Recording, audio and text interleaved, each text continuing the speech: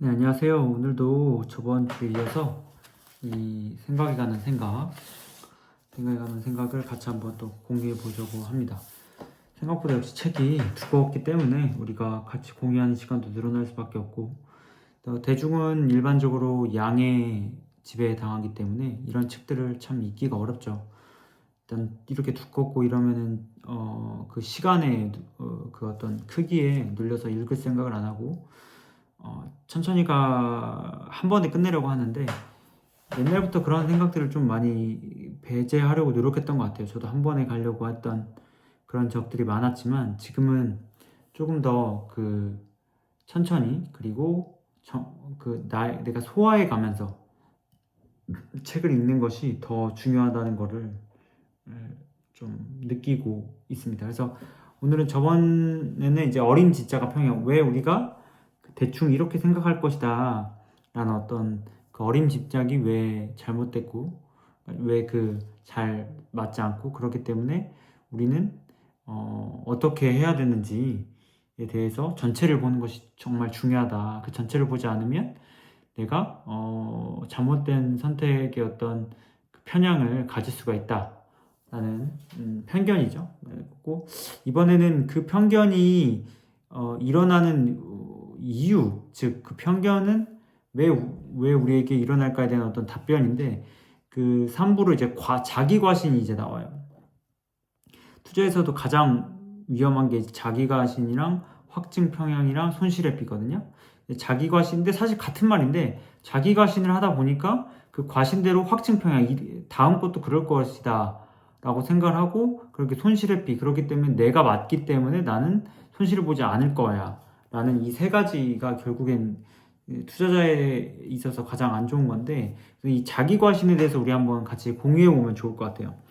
그래서 여기 첫 번째 이제 자기 과신에 대해서 이제 나오는데 그래서 자기 과신도 결국엔 이게 무지 즉 게으름에 근거하는 거거든요. 게으름. 왜냐면 이게 내가 나를 확신한다는 것 자체가 내가 지금 생각하고 있는 생각이 그만큼 옳지 않을 거라는 어떤 나만의 질문을 하지 않는 거거든요. 인간은 질문을 하는 대로 그 방향에 맞게 가는데 더 이상 질문을 하지 않기 때문에 이 자기 과신이 계속 올라오는 거예요. 전쟁에서도 내가 역사책을 보면은 내가 지금 하고 있는 전술과 전략이 맞는지를 끊임없이 고민하는 장수가 있고 혹은 내가 무조건 맞다라는 생각에 착각에 사로잡혀서 하는 전략과 전술을 피는 장수들이 있거든요. 그렇기 때문에 자기 과신은 나를 의심하지 않고 나에게 의문을 던지지 않고 인지적 편향과 논리적 일관성으로 무작한 사람들, 즉 무지와 게으름에서 나오는 것이 이제 자기 과신이고 결국 이게 오만함과 겸손과 거리가 멀어지는 거죠. 겸손은 즉 전체를 보는 거고 오만함은 전체를 보지 않는 무지에서 나오는 거니까. 그래서 우리의 능력을 과대평가하고 우연의 역할을 과소평가한다. 왜 우연이라는 것은 결국에는 내가 머리로 생각하고 있는 이외의 상황들을 다 우연이라고 느낄 거 아니에요. 그러니까 보편적으로 우연이라 느끼다 보다도 그 전체를 보는 사람들 입장에서 그게 우연이 아닐 수가 있죠. 왜? 전체를 보고 있으니까. 그러니까 그런 우연의 역할, 즉 내가 보는 것만 보는 것에 대한 그 한계성을 내가 벗어나지 못한다는 거예요. 그래서 우리가 첫 번째가 이해했다고 착각을 하는 거예요. 그러니까 내가 운 때문에 그런 것이 아니고 실력 때문에 그렇다라고 생각을 하고 내가 일어난 단일 사건이 이 무수한 사건 다른 어떤 일보다도 더 신뢰성 있는 사건이다. 그러니까 개인의 하나의 경험이 즉 보편성을 가는 거죠. 그러니까 일반화의 오류를 겪는 거죠. 그렇기 때문에 결국에는 예를 들자면 이제 구글의 성공 사례는 수많은 운과 과정이 있기 때문에 모든 것을 이해할 수는 없어요. 그러니까 구글처럼 한다고 다 성공하는 것도 아니고 또 구글처럼 안 한다고 성공하지 않는 보장도 없다는 거죠. 그러니까 우리가 원 오브 다우전드, 그러니까 내가 하나의 운인데 그 운을 무시하지 않고 봐야 된다. 그러니까 보이는 것이 전부라는 망상을 하면 안 되고 경제 위기가 결과론적인 생각으로 이제 나오는데 그거에 항상 그렇다라는 식으로 가면 안 된다는 거죠. 결국 제가 느낀 거는 자기 확신이라는 것은 내가 늘 틀릴 수 있고 늘 배운다라는 것이 곧 자기 확신 덫을 피하게 도와주는 거죠. 그러니까 배움의 어떤 마음가짐 중에 저는 첫 번째로 보는 게 자기 부정이거든요. 그러니까 내가 나에 대한 의심을 꾸준없이 하고 그게 틀릴 수도 있다라는 그런 생각으로 계속 가야 된다라는 거죠. 그게 곧 나를 성장하게 하고 무지를 탈피하는 과정이기 때문에 그러니까 자기 과신과 거리가 멀어지게 되는 거죠.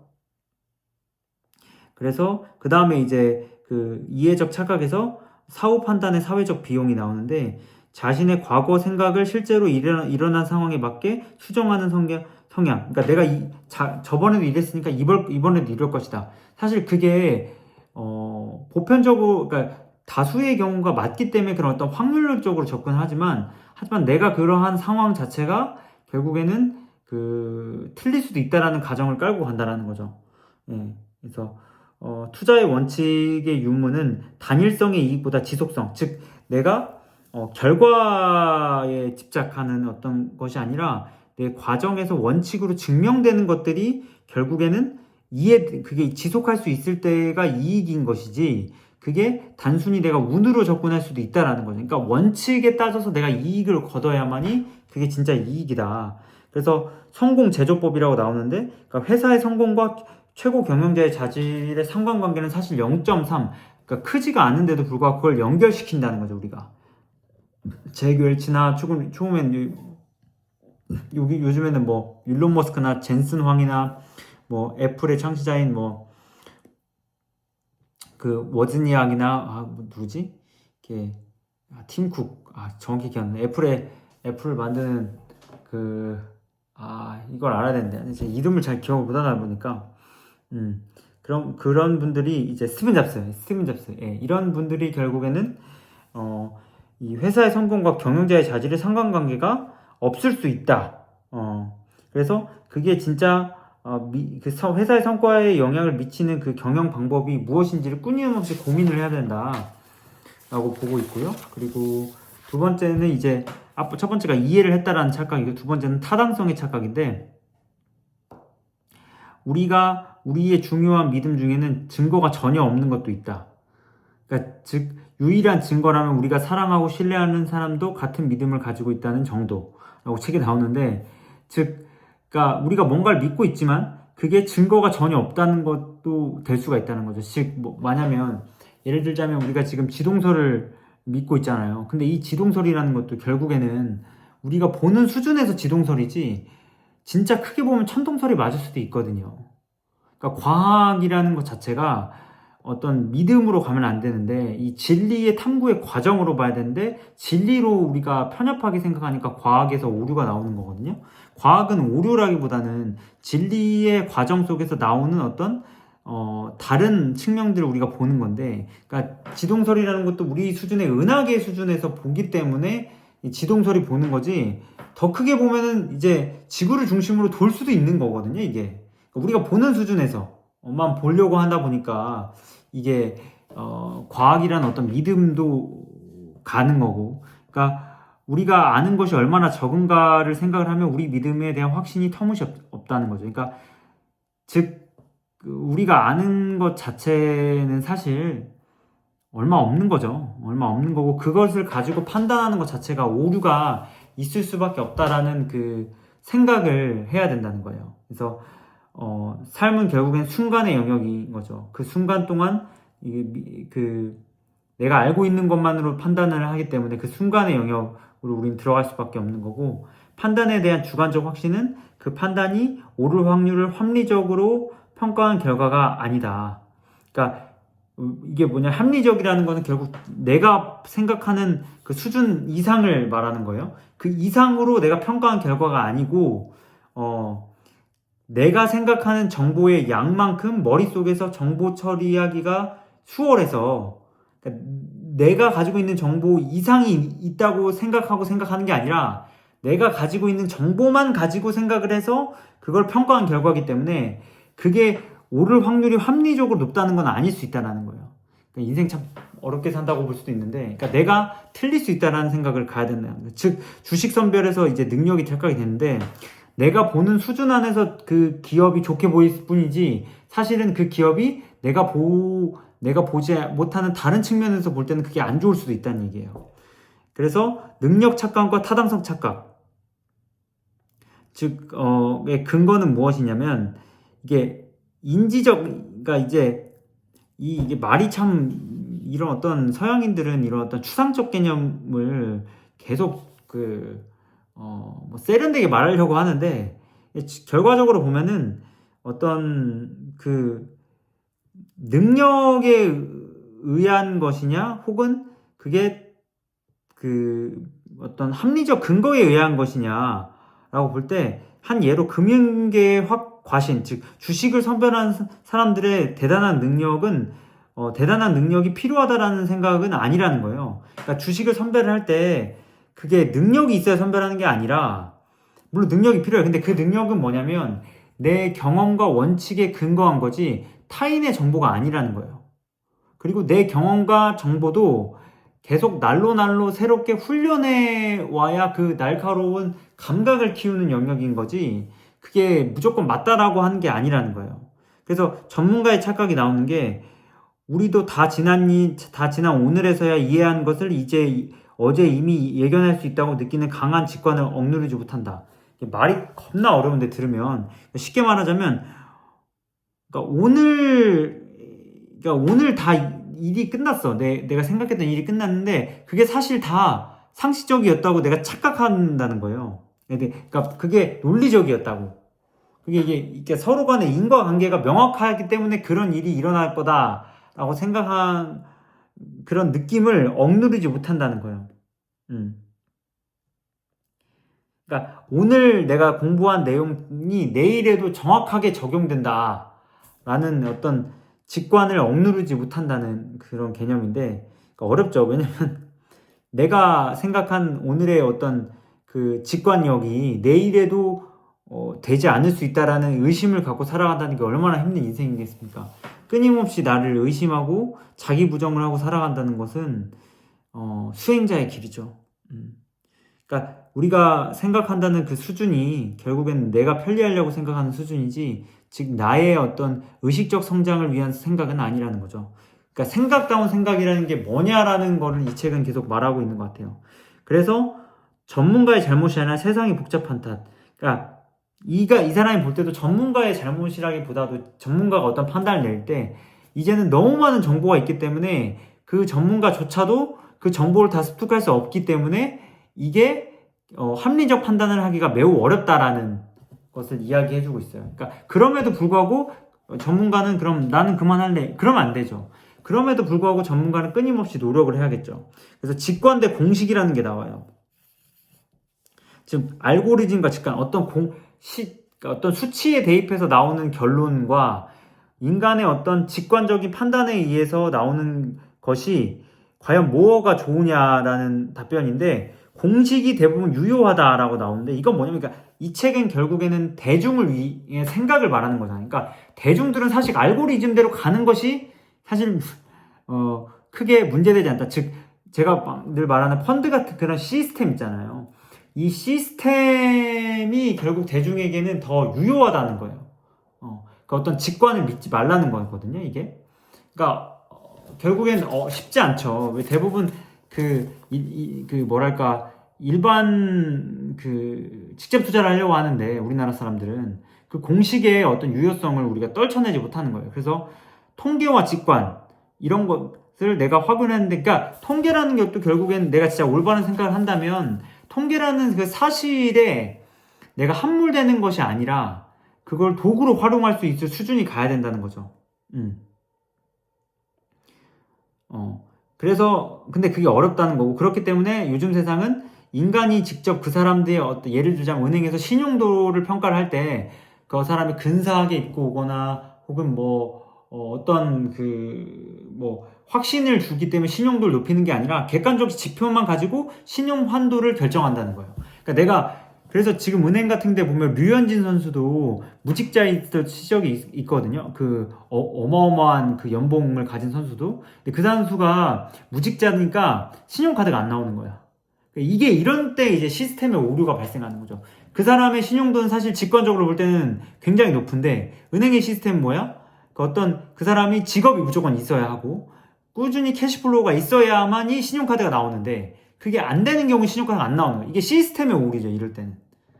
그러니까 그것까지 알고리즘이 계속 학습할 수 있느냐가 이제 AI의 한계성인데, 그거를 과연 인간이 넣느냐도, 인간이 결국 AI를 만들기 때문에 인간의 한계성도 마찬가지인 거예요. 예. 그래서 공식을 결국엔 응용해야 된다.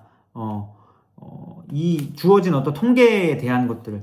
근데 이런 것들은 대부분이 맹신을 하거나 혹은 무시하죠. 근데 전체를 보는 어떤 사람들에게 있어서 자기 과신을 피하기 위해서는 나보다 전체를 볼 수 있는 그 통계 자료나 그런 도구들을 내가 끊임없이 해야 되는 거죠. 그래서 전문가의 직관을 과연 언제 신뢰해야 될까? 그러니까 저도 이제 투자를 하는 사람인데, 나의 직관을 언제 직관을 신뢰할 수 있느냐? 그거는 이게 어떤 정성적인 부분을 하나의 직관으로 보고 정량적인 부분 하나의 시스템을 보면 그게 적절한 수준의 조화라고 전 생각을 하거든요.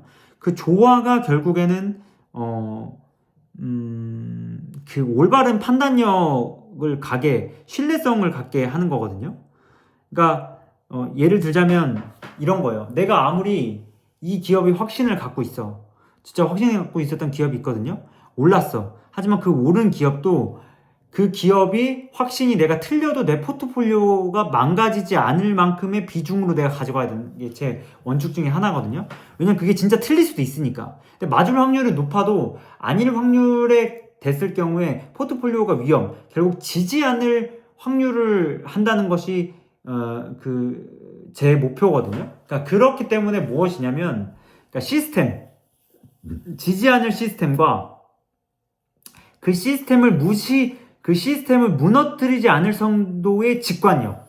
이게 굉장한 그 조화가 이루어야 돼요. 예. 예. 이게, 어렵다는 거예요.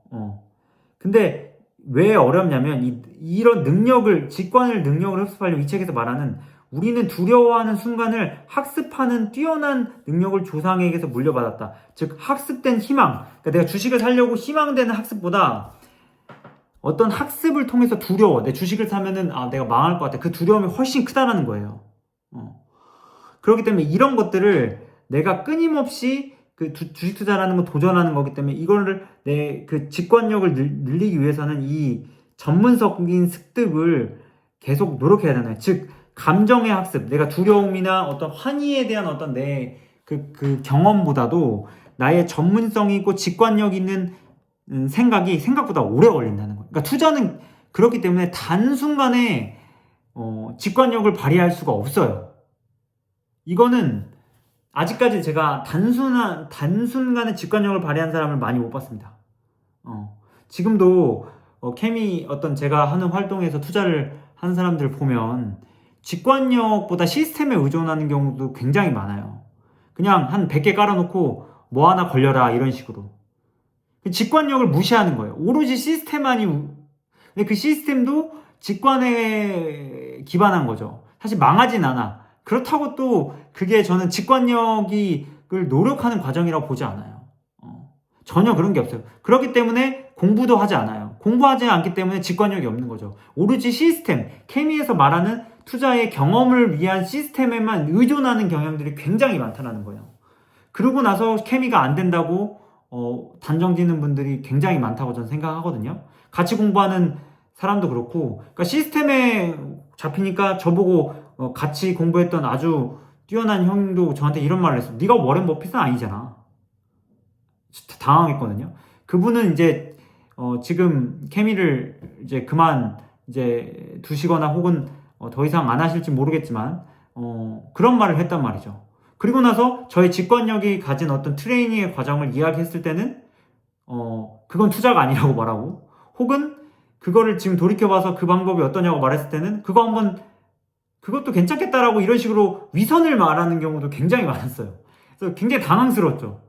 제 입장에서는. 그러니까 직관을 훈련하지 않는 사람들은 그 사람들이 쓰는 언어와 타인에 대한 배척을 하게 돼요. 그러니까 너가 틀리고 내가 맞다라는. 그러니까 나도 틀릴 수 있고 너의 의견도 존중해가면서 네 직관력을 한번 우리에게 알려줘라는 이런 어떤 오픈마인드, 그런 분들도 있었어요.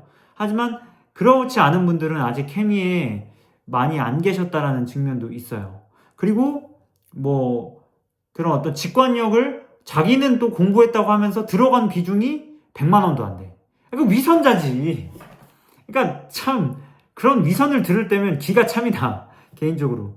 하여튼 제가 말하는 건 이 직관력은 꾸준히 나를 의심하고 노력하고 가야 된다. 저도 그 직관력을 키우기 위해서 수많은 어떤 손실을, 좋은 손실이었죠. 그런 것을 맛봤고, 하지만 타인에게 있어서는 그 직관력을 늘리는 도전의 어떤 메시지에 대해서는 격려를 항상 아끼지 않았었는데, 그런 격려는 고사하고 네가 워렌 버핏이야라는 어떤 비아냥도 많이 당했었고요. 그것도 제가 좋아하는 공동체 안에서도, 그러니까 쉽지 않은 게임인 거예요, 이게. 그러니까 이런 어떤 전문가의 직관을 내가 끊임없이 키우려면 외부의 어떤 저를 제외한 외부의 어떤 많은 비난과 어떤 것에서도 내가 면역이 돼 있어야 되고, 그 사람들이 말하는 위선에 대해서도 인간애를 잃지 않아야 하는 그 과정이 쉽지 않았다. 뭐 말씀드리고 싶고요. 그래서 결국엔 이 직관력을 발휘하는 과정은 그 과정에서 어떤 패턴, 즉 자기만의 원칙이 생기게 되고, 그 원칙을 내가 지켜가면서 그 신뢰성을 늘릴 수 있다라는 거예요.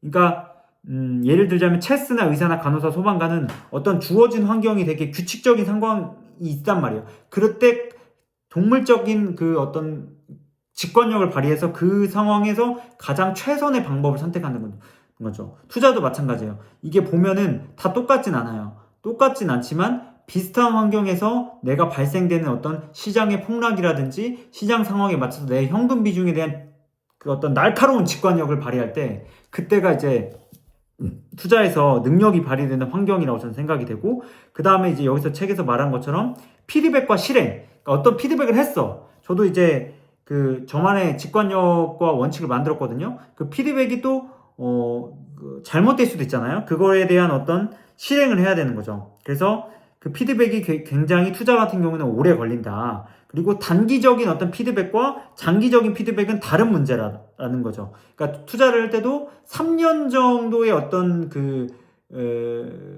자기만의 어떤 관점하고 10년이 지날 때의 관점은 좀 다를 수 있다라는 측면을 말하고, 그러니까 즉 이 피드백이라는 건 내가 틀릴 수 있다. 그러니까 전문 능력의 한계를 인식하지 못하는 순간 그건 자기 과신이 되기 때문에 끊임없이 자기 부정이 필요하다. 그러니까 공자가 말하는 학이 시습지 불영여로와 자체에선 학이라는 것 자체가 결국에 자기 부정의 어떤 노력의 과정이다. 근데 그게 하기 어렵기 때문에 친구, 즉 어떤 자기만의 어떤 공통체적인 요소를 같이 갈 수 있는 그 뜻을 같이 할 수 있는 친구가 필요하다.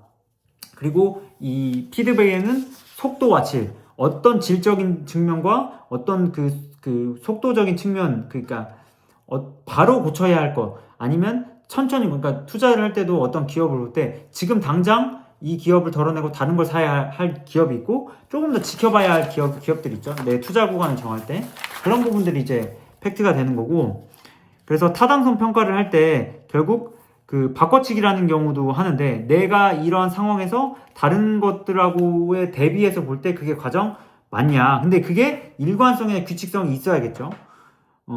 그리고 내가 지금 하는 이 자기 과신이 외부적으로 봤을 때 이거는 뭐냐면, 사실 우리가 계획을 짤 때는 최상의 시나리오만을 생각하는 경향이 많거든요. 근데 그렇지 않고 그 시나리오를 할 때 최악과 최상의 어떤 구간에서의 어떤 관점을 가지고 가야 된다는 거예요.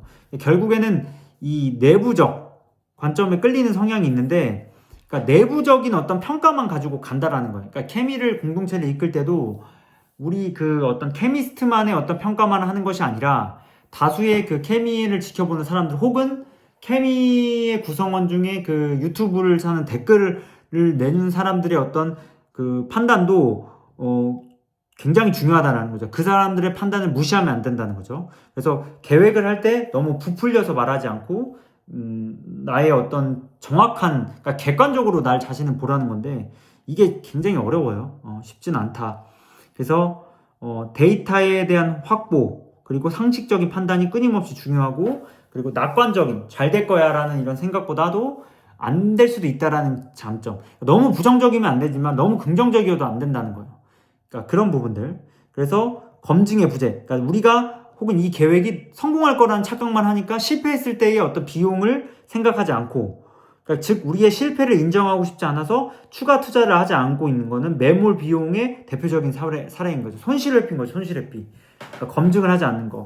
근데 이제 이 자기과신이라는 건 결국에는 자본주의의 동력일 수밖에 없는 거라는 것도 책에서 말을 하는데, 그러니까 낙관주의자인 거죠.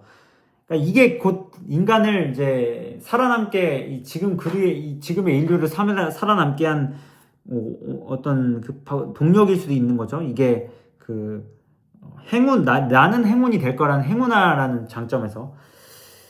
그러다 보니까 사업가의 망상인 거죠. 그러니까 사업을 낙관적으로만 보기 때문에 위험을 감수할 수밖에 없다라는 거, 사업을 할 때. 그러니까 자본주의라는 건 결국 비즈니스를 하려는 것인데, 그런 리스크에 대한 어떤 것을 극복하고 하려면 낙관적인 성향을 지닐 수밖에 없다.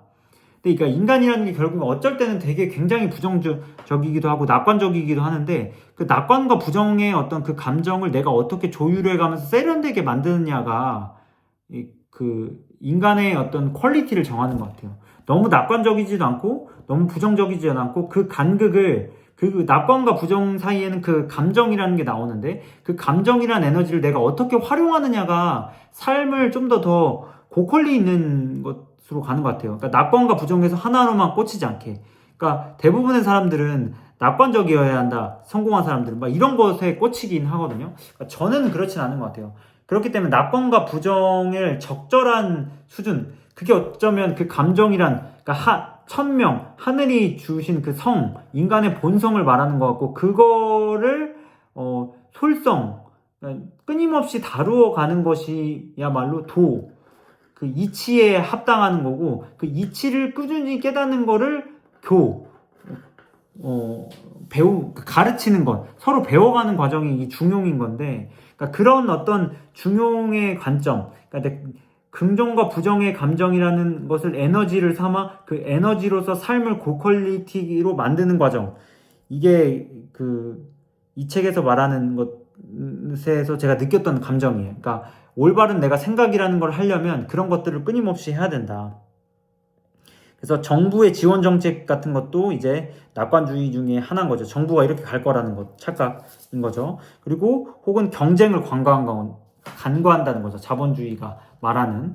그러니까 나 혼자만 하는 거죠. 그러니까 운전자의 90%는 자신은 평균보다 운전을 잘한다고 착각한다는 거죠. 그래서 예를 들자면, 혹은 뭐 영화를 개봉을 할 때도 자기 작품이 괜찮으니까 동시에 개봉한다거나, 그 경쟁 작품하고. 그래서 이런 과신, 진실을 말하는 사람보다 위험한 정보를 제공하는 사람이 포상받는 사회라는 건데, 그러니까 주식 같은 거는 사후적인 거기 때문에 그 사후에 대한 어떤 말을 하려고 하는 거죠. 먹고 살려면.